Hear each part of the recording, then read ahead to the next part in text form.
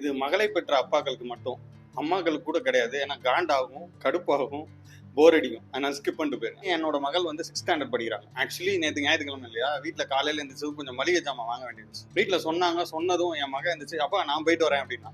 சரின்னு அவ பல்ல தேய்ச்சிட்டு கிளம்பணும் பார்த்தா லிஸ்ட்டு கொஞ்சம் பெருசாகிடுச்சு. லிஸ்ட்டு பெருசாகிடுச்சுடா, வெயிட்டாக இருக்கும், நானும் வரேன், 2 பேரும் சேர்ந்து போவோம் அப்படின்னு சொல்லிட்டு 2 பேரும் சேர்ந்து மளிகை கடைக்கு போயிட்டோம். 2 வீலரில் தான் போனோம். 2 பேரும் போய் 2 வீலர் நிப்பாட்டிட்டு மளிகை கடையில் ஜாமான் வாங்கி முடிச்சோம். அந்த கடைக்கு பக்கத்தில் ஒரு டீ கடை, வடை சுட சுட போட்டுட்டு இருப்பாங்க. நான் ஜாமான் வாங்கி முடிச்சதும் மகிட்ட கேட்டேன், பாப்பா வடை சாப்பிடலாமா? அது எப்படிப்பா, நான் நினைச்சேன் நீ சொல்லிட்ட அப்படின்னா. சரி வா போவோம் அப்படின்னு சொல்லி அந்த டீ கடையில் போய் நான் ஒரு உளுந்த வடை, அவங்க ஒரு 2 உளுந்த வடை, ஒரு பிளாக் டீ, அப்புறம் வீட்டுக்கு வடை அப்படின்னு சொல்லி எல்லாத்தையும் வாங்கியாச்சு. வாங்கி முடிச்சதும் எவ்வளோண்ணே ஆச்சு அப்படின்னு அந்த கடைக்கார்ட்ட கேட்டேன். 48 ரூபா ஆச்சு அப்படின்னாரு சடனா.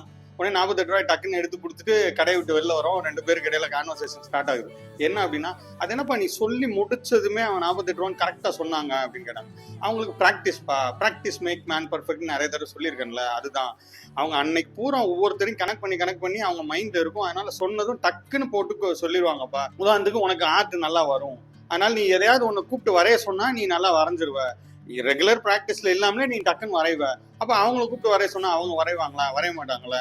அவங்களுக்கு அது வரும், அதனால டக்குன்னு பண்றாங்க அப்படின்னதும் அப்ப அடுத்த கேள்வி, அவங்களுக்கு மேக்ஸ் சூப்பரா வரும்லப்பா அப்படின்னாங்க. ஆமா மேக்ஸ் சூப்பரா வருமே அப்படின்னு. இந்த கேள்வியே கொஞ்சம் அக்ராஸ் த லிமிட் தாண்டிடுச்சு. அது அடுத்த கேள்வி, அப்ப அவங்க படிச்சவங்க தானப்பா அப்படின்னா.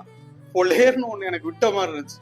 ஏன்னா நம்ம படிச்சவங்க அப்படின்றதுக்கு நம்ம ஒரு டெஃபினிஷன் வச்சிருக்கோம். எப்படின்னா அவங்களோட நடை, உடை, பாவனை, ஒரு இமேஜ் ஒன்று கிரியேட் பண்ணி வச்சிருக்கோம். இவங்க மட்டும்தான் படிச்சவங்க அப்படின்னு யோசிச்சிருக்கோம்.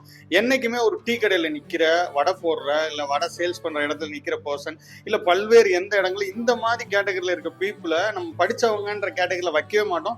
அந்த இமேஜ்குள்ள கொண்டு போகவே மாட்டோம். இது வந்து எவ்வளவு பெரிய அயோக்கியத்தனம் அப்படின்னு சொல்லி எனக்கு ஒத்த செகண்ட்ல பொலேர்னு ஒரு அற விட்ட மாதிரி இருந்துச்சு அவங்க சொன்ன அந்த ஸ்டேட்மெண்ட்.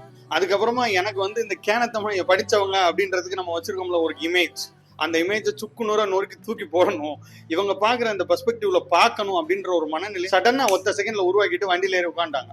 ஆக்சுவலி அப்பனுக்கு பாடம் சொன்னா சுப்பன் இருக்கிற ஊராச்சு அப்படிதான். அப்பதான் எனக்கு தோணுச்சு, நாம கத்துக்க தயாரா இருந்தா அடிச்சு கத்து கொடுக்க இங்க மகள்கள் தயாரா இருக்காங்க. அடிகள் தொடரும். நன்றி.